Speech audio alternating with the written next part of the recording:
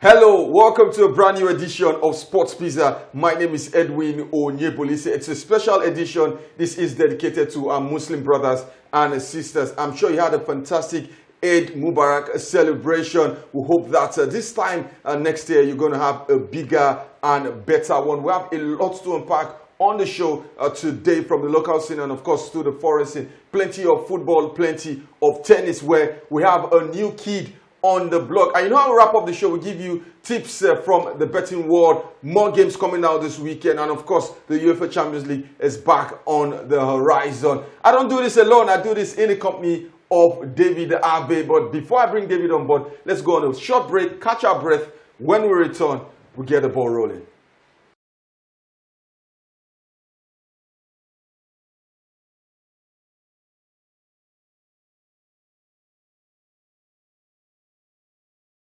Welcome back, David. It's good to have you on board. How you doing? Yeah, Edwin, pleasure to be here as always. I join my voice with you to also extend my greetings to all of our Muslim brothers and sisters. Yeah. Happy celebration. Hopefully next year, like you said, it will be bigger and better. Yeah. Yeah. Bigger and better. Let's head straight into action, David. Where do we start? Let's start from the Spanish La Liga. Yeah. It feels like it's going to go down the wire, but one team is definitely out of it. Atletico Madrid. They have imploded. Yeah. And I don't know if you caught Diego Simeone's post-match conference where he went back to the Champions League game, ranting. That is a meltdown that I think has cascaded through the team. If your coach can exhibit that type of emotional outburst, imagine what the players in a closet will do. Yeah, absolutely. I think unfortunately for Atletico Madrid, they have been caught in a situation, I think over the years, because where they are the third wheel in a giant bus. And unfortunately for them, Barcelona and Real Madrid have this trend. What happened in Champions League? I mean, it can get to anyone. We know Simeone is someone who is very volatile, who lets his emotions out, and I think it has happened to him. And also, generally, like you said, it will go through the team, and it's why performances on the field are beginning to tail off as well. And for their city rivals, Real Madrid, it's a good one, good win against Leganes, putting them 3 points behind FC Barcelona. But the football on display, David, there are question marks. This season, Real Madrid haven't gone on a run where we felt like, oh, okay, maybe this is the best team in the world. At no point have they shown us that they can defend the title. I think in this moment, Barcelona have the advantage. Yeah.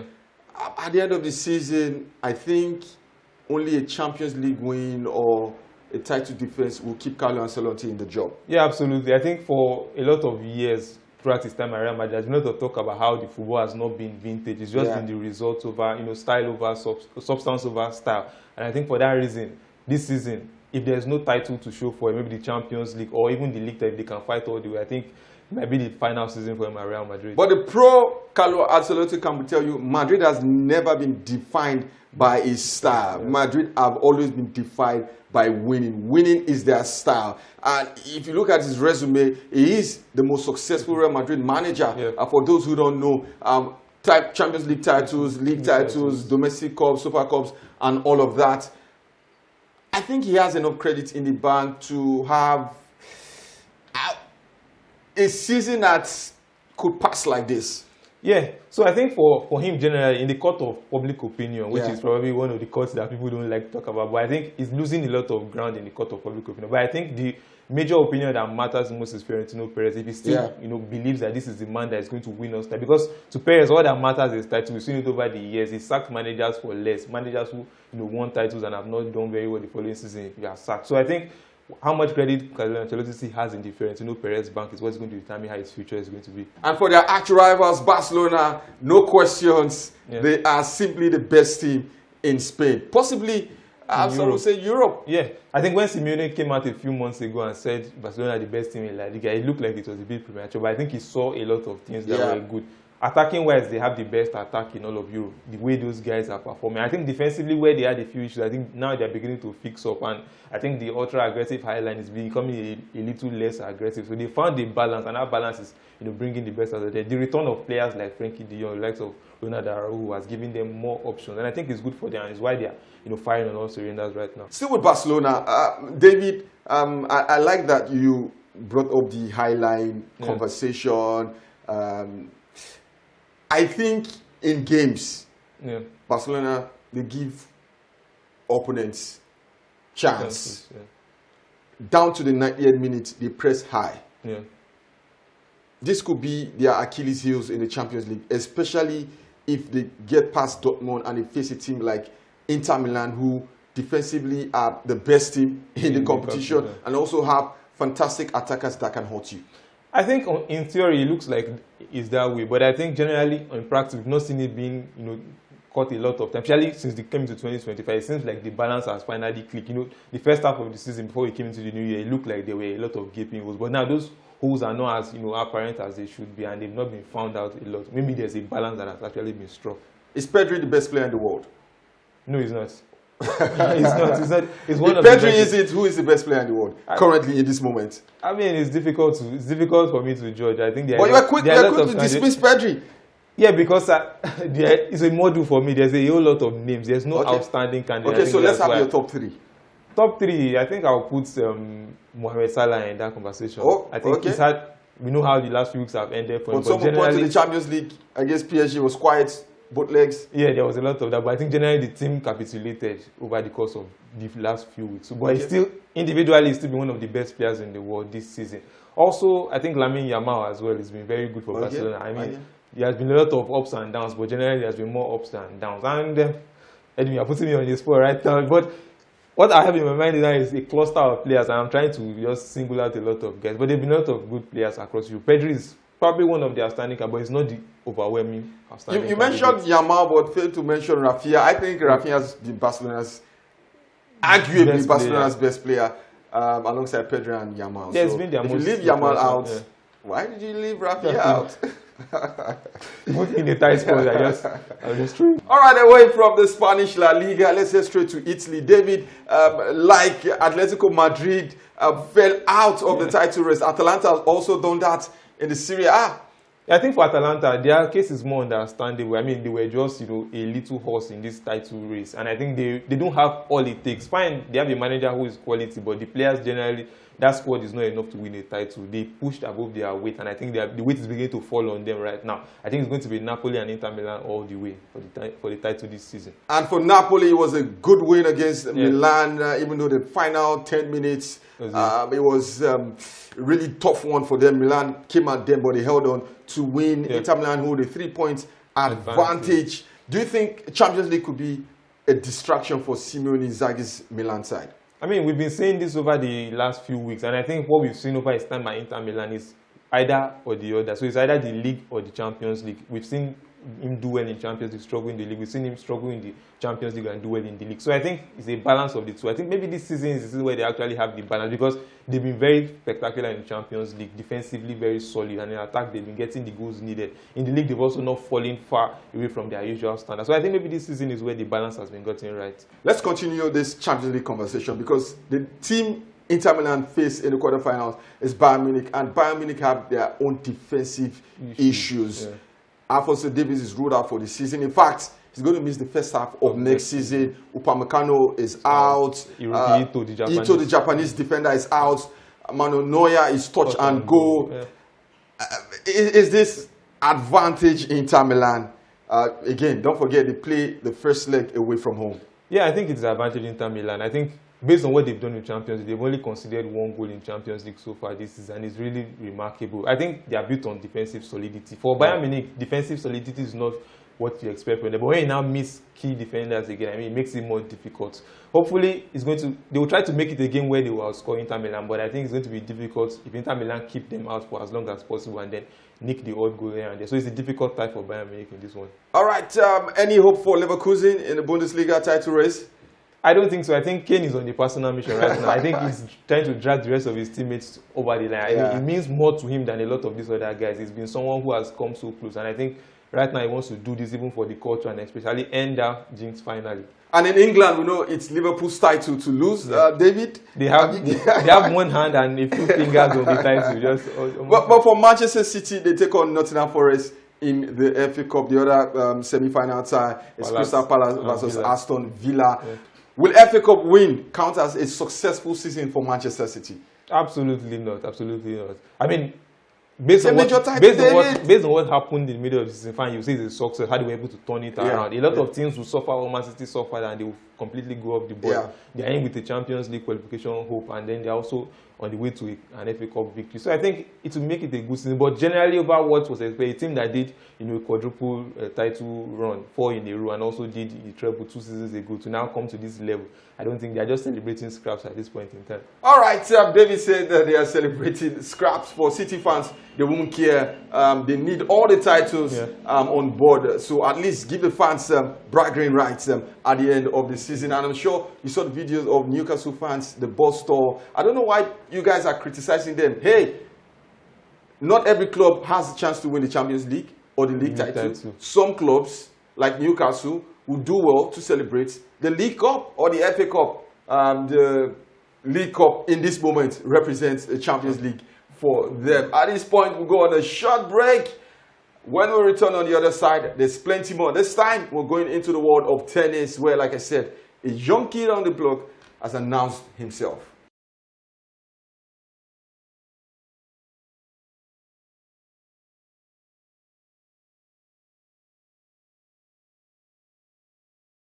Welcome back from that short break. If you're joining us for the very first time, this is Sports Pizza, a sports show where we give you insightful analysis, information, education, and a bit of entertainment on the side. David, it's time to talk tennis. Jakub Mensik, the young kid on the block, 19-year-old Czech Republic tennis player, defeated his idol, Novak Djokovic, in straight sets. David, what's more impressive is that he took him to tie breaks and he won both tie breaks, signaling a mental state of mind that will take him to the top. Yeah, I think it's very rare you see a player who actually says, I idolize this player. You can actually see somebody who tried to model this game after Djokovic. This was a final where you had a player who was looking for his 100th ATP title, and compared to somebody who was looking for his very first. And fantastic one for him that he actually did it. When he break that first ceiling, and I think the sky is the limit for him, where he's going to achieve in tennis. David, another impressive start from this win for Mensik is that he defeated 3 players in the top 10. Jack Draper, Taylor Fritz, and of course Novak Djokovic.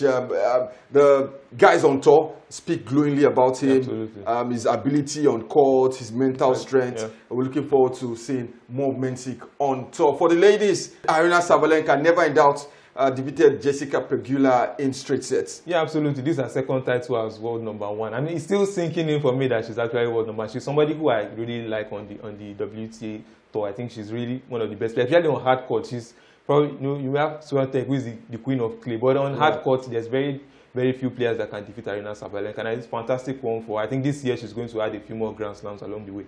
All right, at this point, we leave the world of tennis and come straight home. David, I'm not happy. The CAF Under-17 AFCON is currently on. And guess what? 5 times Under-17 world champion Golden Eaglets are missing. Now, this is not the FIFA Under-17 World Cup. This is the CAF Under-17 African Championship. David, we cannot qualify for AFCON. AFCON at Under-17 level. Come on! I mean, so we've talked about we have talent, but now even that talent is beginning to die out. It's not enough right now, because we started it, and it's a gradual. One thing about Nigerians is we don't actually see when the signs are happening. Gradually it begins to decay, and then when it now happens before our eyes, we're only addressing the actual symptoms, not the actual disease. So the fact that we failed to make finals, that's the last 2 editions, we failed to make the final. It looked like we were struggling to even get through WAFU qualifications to get to the AFCON. I think it's really disappointing. So what exactly are we doing wrong? We're getting to a point where we're going to hit rock bottom. People are saying we're near at rock bottom. When are we going to hit that? I'm here waiting to see when the rock bottom is going to be. The Falcons, hey, this is not me bashing the Falcons, but if you go through the history of the FIFA Women's World Cup, the Falcons have lost the most matches. We've attended every FIFA World Cup since inception. We got to the round of 16, lost to England, and they were celebrating. I'm like, come on, don't celebrate mediocrity. Don't celebrate mediocrity. Come on. We are, hey, giants of Africa. Context, right now, it's just on paper. For context, Japan as a country, football became professional in Japan in 1980. Japan they've won the Women's World Cup. They've made the same round of 16 of the World Cup that we have made. So if a country like Japan, who became professional in 1980, can actually achieve it means it's not just about talent alone. There's a lot of work that needs to be done. A lot. So sad. So sad. And the painful part is, this crop of They are going. under 17 players have it's failed the end of their cycle. to qualify. Yeah, they're gone. You sweep them aside, then you now Look for something. look for new ones that will replace them. I grew up watching Principal's Cup. You grew up watching Yeah, Shell Cup, all those competitions. competitions, and you begin to ask yourself, where did we miss it? Where did it all go wrong? Where did it go wrong? We have the talent, infrastructure non-existent, administrative level is appalling. We can do better. We can save Nigeria, not just football, sports in general. We have the talent. We just need the infrastructure. We need the right people in the right places. No time for lamentation. That's not why we are here. Let us spice things up. Let's do our video for the week. When we return, it's going to be Tipstars Corner. We'll be right back.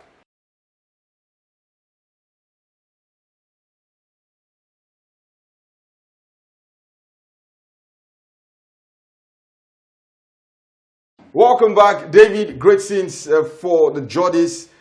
Tyneside was black and white. Yeah, absolutely. I don't know where the outrage is coming from. An Arsenal fan, I remember I celebrated Arsenal's FA Cup victory. That's Arsenal. So, I mean, Newcastle fans have a right to celebrate. This is a long 70 years they've not won a title. 56 years they've not won a domestic title. It's a long time. I mean, some of these fans have not actually seen their team win something. So for them to achieve this is really remarkable. Really remarkable for Newcastle, and also a sign of progress for the Saudi owners. It's time to go into the Tipstars Corner. David, what do you have for us this weekend? Yeah, so I'm going to be visiting 3 countries this week. First, we are starting with Spain. There's the Sevilla versus Atletico Madrid game. I mean, on paper, it looks like a game where goals may not be plenty because Atletico Madrid don't really serve up a lot of goals. But I think both teams to score in this one. Atletico Madrid somehow have become a leaky team. They find ways to concede, especially in the La Liga. So I think both teams to score. Sevilla will score, Atletico Madrid will score. For the results game, I think anybody will win. It's not going to end in a draw. I think Atletico Madrid have more at stake in this game. So either team to win. So if you're looking for the over 1.5 goals as well. So over 1.5, both teams to score and any team to win in this one. Also in England, there's the big Manchester derby. Yeah. I say big, but it's not really big. Manchester United versus Manchester City at Old Trafford. I think for what Manchester City have done in the FA Cup, they have something to hold on to. In the league, they are looking for a Champions League place. For the results market, I think a double chance for Manchester City. They're not going to lose at Old Trafford. I don't know if they will do enough to get a win, but maybe a win either half for Manchester City in this one. It looks like I'm not making a case for Manchester United, but I think they will score in this one, so it's both teams to score as well. In the last 5 fixtures between these 2 teams, both teams to score have happened 4 of the 5 times. They've been over 2.5 goals, so pointing to that direction, over 2.5 goals, both teams to score, double chance for Manchester City in this one. And finally in Italy, there's the Roma versus Juventus game. Roma have hit a very strong stride under Claudio Ranieri. So I think for the results market, Juventus new manager bans may be coming to an end too early. So I think for me, Roma double chance in this one. Roma win either half as well. For the goals market, Roma to score, I think you can put your money on that.